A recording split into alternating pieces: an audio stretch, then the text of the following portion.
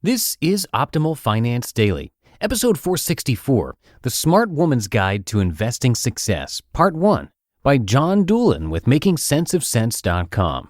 And I am Dan, your host here on the show. Happy Thursday to all of you, and thanks as always for being here. Hey, if you've got some ideas for us, we want to hear them. Come visit oldpodcast.com and share your topic requests with us. Now, just like earlier this week, I've got a longer post for the latter part of the week that I'm going to break up into two different posts. So we're going to hear the first half today and then the rest tomorrow. So I'll keep this nice and short for you today. And with that, let's get right to it as we optimize your life. The Smart Woman's Guide to Investing Success, Part 1, by Jon Dulin with MakingSenseOfSense.com. Women face different obstacles than men do when it comes to investing in the stock market. Right off the bat, they tend to have less in savings because women often take time off to raise children. With years of not earning a salary, there is no money being saved and compounded upon. In addition to this, women typically outlive men by close to 10 years on average. Therefore, it is important as a woman to invest in the stock market. Research shows that most women would rather preserve their money by stashing it away in a bank account or other safe investment as opposed to the stock market. In this post, I'm going to show you why this is a bad idea and why you need to become comfortable with investing in the stock market. From there, I will teach you the basics of the stock market so that you can overcome your fear and become a successful investor. Why safe isn't safe? When I ask most women, and many men in all honesty, why they don't invest in the stock market, the typical answer is that they don't want to lose their money. They see the $10,000 investment they have drop to $8,000, become worried, and sell out, hoping to not lose any more money. They then put this $8,000 into a savings account where they won't lose any money. But they do lose money. Sure, the $8,000 will never drop below $8,000, but they lose something a lot worse: purchasing power, also known as inflation. Historically, inflation runs around 3%. To give a basic example of inflation, if a gallon of milk costs $4 today and inflation is 3%, next year at this time, that same gallon of milk will cost 3% more, or $4.12. Inflation causes prices to rise. Let's look at a real-life example so you can see why you lose money by keeping your money in a savings account. Assume you are retired and you complete your budget. Your annual expenses are $40,000 and you have $300,000 saved in a savings account that pays 2%. In 20 years, your savings grows to just a little over $437,000. We cannot forget about your expenses. Your $40,000 annual expense number grows for the next 20 years, and at year 20, it's over $70,000. When you take into account both interest and expenses, in 7 short years, you've run out of money. Understand that when you take Social Security into account, you will survive financially for a few extra years, but you will still run out of money. If you are earning less interest than what inflation is costing you, you are going to run out of money. It's the same idea with losing weight.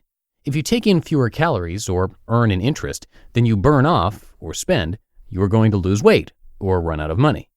Now, some of you might point out that back in the early 1980s, interest rates were much higher than 2%, and this is correct. But interest rates were high because inflation was just as high. In 1980, inflation averaged 13%. That's roughly the same as bank accounts were paying, so even then, you were losing purchasing power. The role of the stock market.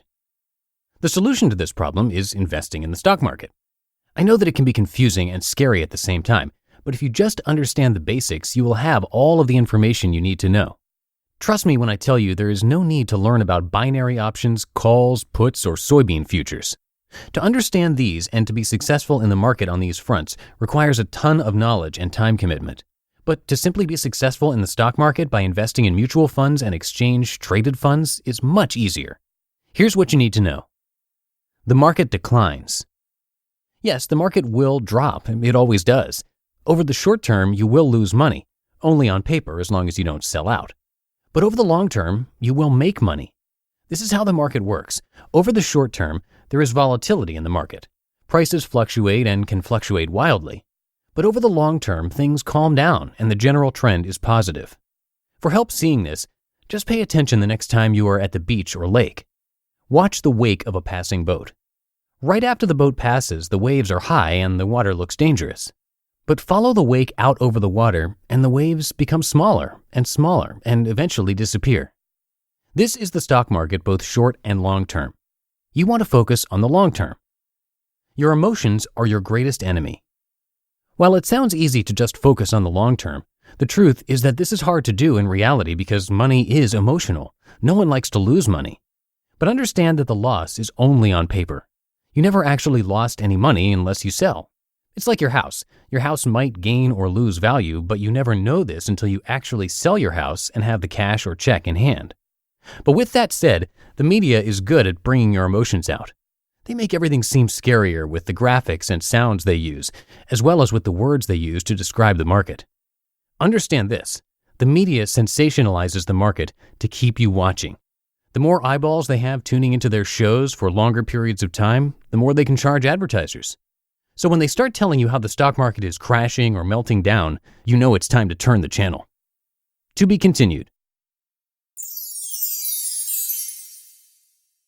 You just listened to part 1 of the post titled The Smart Woman's Guide to Investing Success by Jon Dulin with makingsenseofsense.com.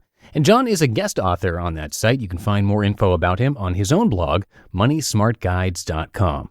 And before I head out for the day, if you find this podcast helpful, please consider telling a friend or family member about it. The easiest way is to simply show someone how to subscribe on their phone, but you can also send them a link to oldpodcast.com/listen as well. That's where we have instructions on how to get started.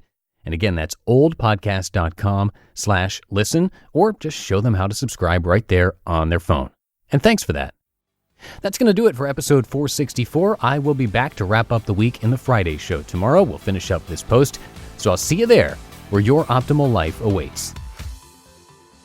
Hello, Life Optimizer. This is Justin Malik, creator and producer of this podcast, but also Optimal Living Daily, the show where I read to you from even more blogs covering finance, productivity, minimalism, personal development, and more from incredible bloggers like Derek Sivers, Zen Habits, Mark and Angel, The Minimalists, and all the ones you hear on this show too.